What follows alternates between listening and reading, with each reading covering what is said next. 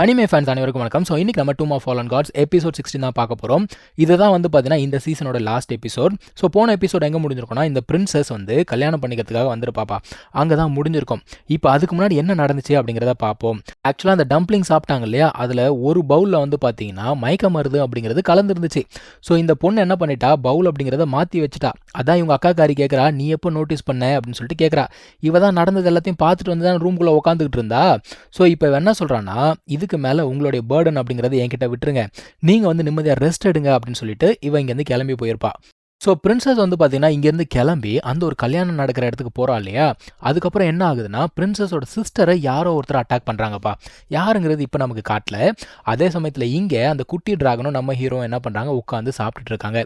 அந்த டிராகனுக்கு வந்து பார்த்தீங்கன்னா இங்கேருந்து போகிறதுக்கு மனசே கிடையாது. அது வந்து தயங்கி நின்றுட்டே இருக்கு. இவன் என்ன சொல்கிறான், எப்படி இருந்தாலும் நம்ம இங்கேருந்து போய் தான் ஆகணும், சரியா, இங்கேயே நம்மளால் இருக்க முடியாது அப்படிங்கிறான். இப்போ இங்கே வந்து பார்த்தீங்கன்னா எல்லாருமே என்ன கேட்குறாங்க, என்னடா இது முக்கியமான ஒரு விஷயம் நடந்துகிட்டு இருக்கு, ராஜாவை இன்னும் காணோம், நல்ல நேரம் வேறு போய்கிட்டு இருக்கு அப்படிங்கிறாங்க.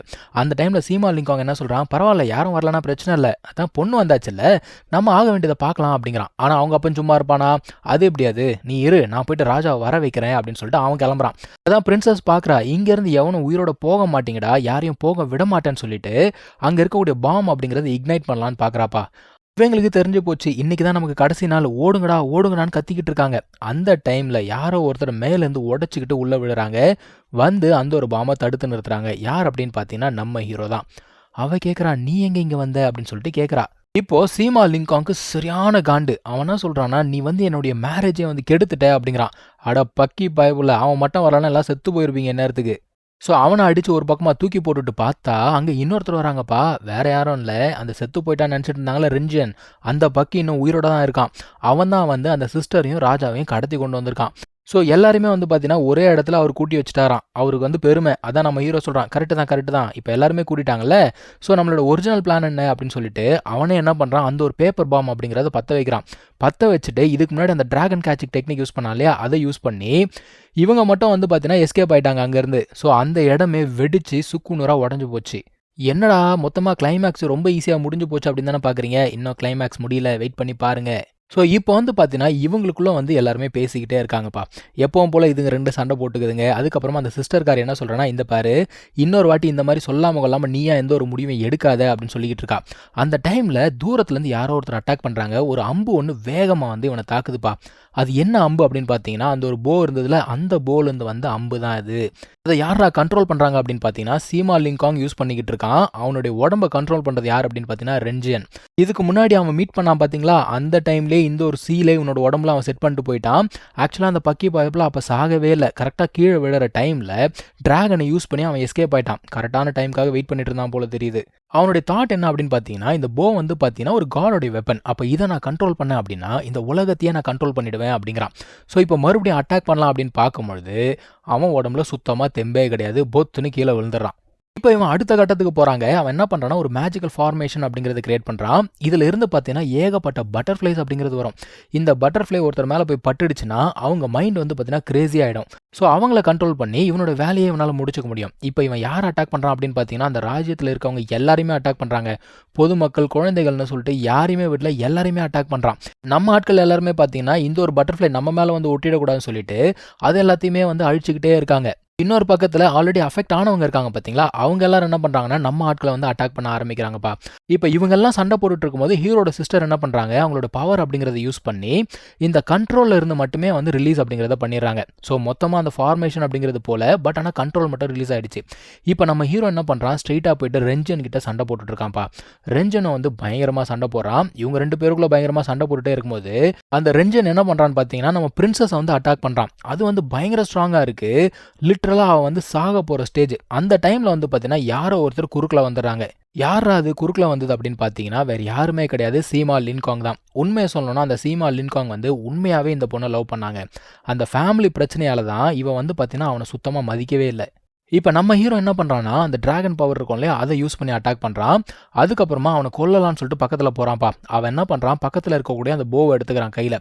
அதை யூஸ் பண்ணி நம்ம ஹீரோவை அட்டாக் பண்ணலாம் அப்படின்னு சொல்லிட்டு பார்க்குறான். அதான் நம்ம ஹீரோ சொல்கிறான், நீ அதை யூஸ் பண்ணனா கண்டிப்பாக நீயுமே செத்து போயிடுவே, வேண்டாம் விட்டுடு அப்படிங்கிறான். அந்த டைமில் இவன் அதை பற்றிலாம் கவலைப்படுற மாதிரி தெரியல. இவன் என்ன சொல்கிறான், இந்த டிஸ்டன்ஸ்லேருந்து நான் உன்னை அடிச்சுன்னு வச்சுக்கோயேன், கண்டிப்பாக நீ செத்தே தீருவே அப்படிங்கிறான். இப்போ 2 பேருமே என்ன பண்ணுறாங்க, சைமல்டேனியஸாக அவங்களோட எனர்ஜி அப்படிங்கிறத ரிலீஸ் பண்ணுறாங்க. அவன் போல அட்டாக் பண்ணுறான், இவன் வந்து டிராகன் பவர் யூஸ் பண்ணி அட்டாக் பண்ணுறான். இப்போ 2 பேருமே வந்து தூரமாக போய் விழுந்துடுறாங்க. நம்ம ஹீரோ வந்து பார்த்தீங்கன்னா பேச்சு மூச்சு இல்லாமல் கீழே விழுந்துடுறான்ப்பா. இப்போ தான் உயிரோட எந்திரிச்சான், மறுபடியும் கீழே விழுந்துட்டான். பிரின்சஸ் வந்து பார்த்தீங்கன்னா பக்கத்தில் உட்காந்து கதறாடி, எந்திரிச்சுக்கூடான்னு சொல்லிட்டு கத்துறா. பட் ஆனால் ஒன்றும் பிரயோஜனமே கிடையாது. இவ்வளோ ஆனதுக்கப்புறமும் அந்த ஒரு சீல் வந்து பார்த்தீங்கன்னா இன்னும் உடையல. இன்னமும் இந்த ரெஞ்சன் வந்து சாகவே இல்லை. அவன் என்ன பண்ணுறான், நான் சாகும்போது உங்கள் எல்லாரையுமே கூட கூட்டிகிட்டு போவேன் அப்படிங்கிறான். ஸோ அவன் யூஸ் பண்ணது ஒரு ஃபார்பிடன் டெக்னிக். இவன் செத்து போனால் கூட அந்த ஒரு டெக்னிக் வந்து பிரேக் ஆகாது.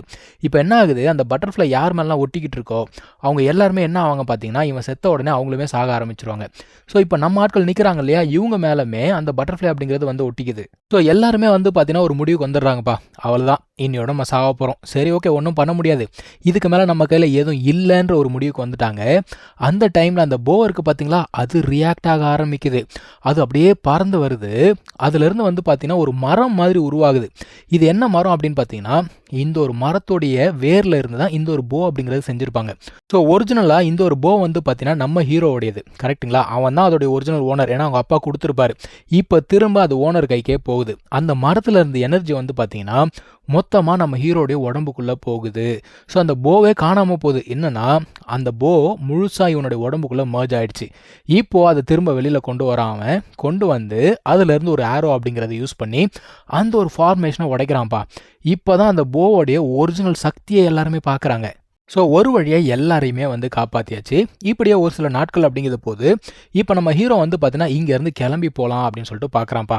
ஏன்னா இங்கேயே வந்து பிடிச்சி வைக்கணும் அப்படின்னு பார்த்தாங்க. இப்போ அந்த போ வந்து இவனுக்குள்ளே மர்ஜ் ஆகிடுச்சு.